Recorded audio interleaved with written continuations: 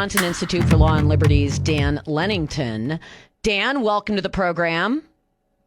Oh, thanks for having me. So I wanted to get some clarification first. We're going to be covering, hopefully, two important cases that Will is involved in. One is the ATF pistol brace rule, and the other one is the Nashville Manifesto. So I want to start with the pistol brace rule, if you don't mind, because I think we need some clarification. You your firm successfully, got an injunction. There were other cases that were also simultaneously moving through the system that also received injunctions. Who is covered under the injunction, and what of the rule was enjoined? Is it limited to a specific part of the rule? Is the whole rule enjoined? And how can people kind of unpack this for themselves if they happen to own pistol braces? All right, so this is a rule that governs pistol braces, which are put on pistols with barrels that are less than 16 inches. So it is basically a heavy pistol, like an AR pistol, and that can be fired more easily and more accurately and more safely by using these braces that go on your forearm. And it's called a stabilizing brace for people who might need a little extra help, or people who want to be better at target shooting. The ATF, their new rule has said that these devices, these pistol braces and the pistols, have to be registered on the National Firearms Registry. So we sued to challenge that rule on behalf of 3 Marine combat veterans, 2 from Wisconsin and 1 from Texas. We were the first in the country to file the lawsuit against this, and we received yesterday an injunction that prohibited the ATF from enforcing this rule against our clients. So it's the whole rule. It's the rule that requires registration of these weapons or destruction. So okay, it's the whole rule. So that includes people are worried about PCCs like Scorpions, 9mm PCCs that have braces on them as well. Everything's covered in this injunction for your clients.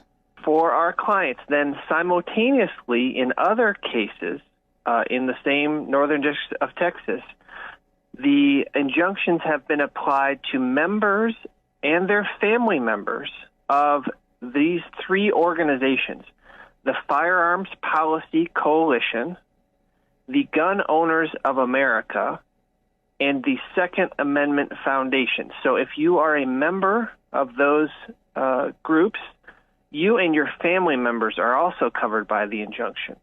Notably, the NRA has not obtained an injunction for whatever reason, and we're not aware of any lawsuit they've filed. Yeah. So the largest gun group in America is not part of this. But you can go to these websites of Firearms Policy Coalition, Gun Owners of America, or Second Amendment Foundation, and you can join these groups. And yes, go ahead. Okay, so you can join these groups today and be protected by the whole rule injunction tomorrow. That is what the decisions that are coming out of the federal courts say right now, that members of these groups are covered. Now, I cannot give legal advice, especially over the radio, especially involving cases involving potential criminal liability. But what I can just tell you is that these courts have said, as of yesterday, that if you're a member of these groups, you're covered. Not a member up to this date, but just a member of these groups. Yeah, they haven't said anything as of like you had to be a member as of May 31st or anything like that. But again, these are I want to impress upon your listeners, these are very, very serious criminal penalties. The government is saying that if you do not register these firearms, or you dismantle your gun and basically destroy your stabilizing brace, that you are subject to criminal liability. So these are very serious potential criminal consequences. Anybody who is considering trying to comply with this law needs to get their own attorney and ask their own attorney what advice applies to me. But all I can tell you publicly was what has happened as far as a matter of the court records is that in these cases, the judges have said that the members of these groups are covered by the injunctions, and we're going to get more clarity later in the month when the Court of Appeals for the Fifth Circuit hears this case again and perhaps may issue an even broader injunction. Okay. So the momentum is in the right direction, at least. This momentum, the court momentum, is also pressuring the House to take up a measure that would rein in this rule. So basically, the ATF issued a rule that said a piece of plastic is a short-barreled rifle. Yes. Yeah. That's a piece of plastic has become a short-barreled rifle. Just so you know. Back in the 1930s, there were regulations that came out of what was called the gangland murders. So imagine, so the Al Capone era, and the Congress required registration of firearms, things like Tommy guns and short barrel shotguns, and guns that were deemed back then to be particularly dangerous. Well, the ATF has now sort of resurrected those ideas and said, well, there's this thing called a short barrel rifle, and that's really dangerous. And so we're just going to call pistols with stabilizing braces short barrel rifles. And so, you can keep them, but you got to pay a tax and you got to go on this federal registry.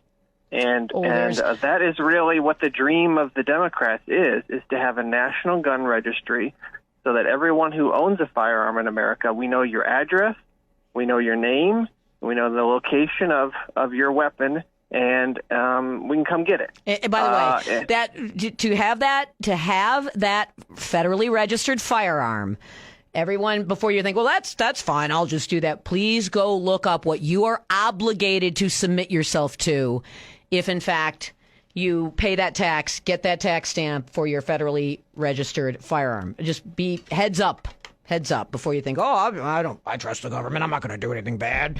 All right, I appreciate that clarification, because it is a mess. The articles on it are a mess, and nobody quite knows what to make of all of these different moving parts happening simultaneously. So go to the websites, join these groups. From what it appears to be from the actual written opinions of these judges, members of these groups are covered, and there should be more clarification coming down the pike in a couple of weeks. Yeah, and everything is changing as every minute that goes by, things are changing. Right before I called you, I was getting a call from a gun rights group in Colorado that now wants to join, and they have, thousands of more members. So I assume as the days go by, there will be more and more membership groups that call us, call these other attorneys down in Texas, try to get their groups joined in, because, as I said, for whatever reason, the NRA we're hearing crickets from them. So that is really disconcerting and something that's very surprising, frankly. Yeah, and that's disappointing. I hope someone gets a call from that organization. They have they're huge. Somewhere around 4.5 million members. But I again, keep your heads up about this. The grace period's over, so everybody understands. That grace period ended on June 1st. So, we'll give you a grace period to register your guns or destroy them. I appreciate the info, Dan. Now, let's talk about the manifesto. I was wondering if your tweet yesterday that there was a big announcement coming had to do with the National Manifesto. You can feel free to share your big announcement, even if it doesn't. No, the announcement that something big was happening was our win in the ATF case. Oh, gotcha. All right. Which was our fourth big injunction, our fourth big victory against the Biden administration. But no, we have filed now a motion for summary judgment in Nashville against the FBI, asking the court to order the FBI to turn over that manifesto. Now, we've sued them. We've gone through all of these administrative steps. The clock is ticking now, and they have to respond. They have 30 days now to respond. And so by June, we should get some indication from them on what they plan to do. The manifesto is also being litigated by our clients in state court against the Nashville Metropolitan Police Department, and they're all over the place. Like they change their story every day about why they're not given the manifesto. One day they say the investigation's over.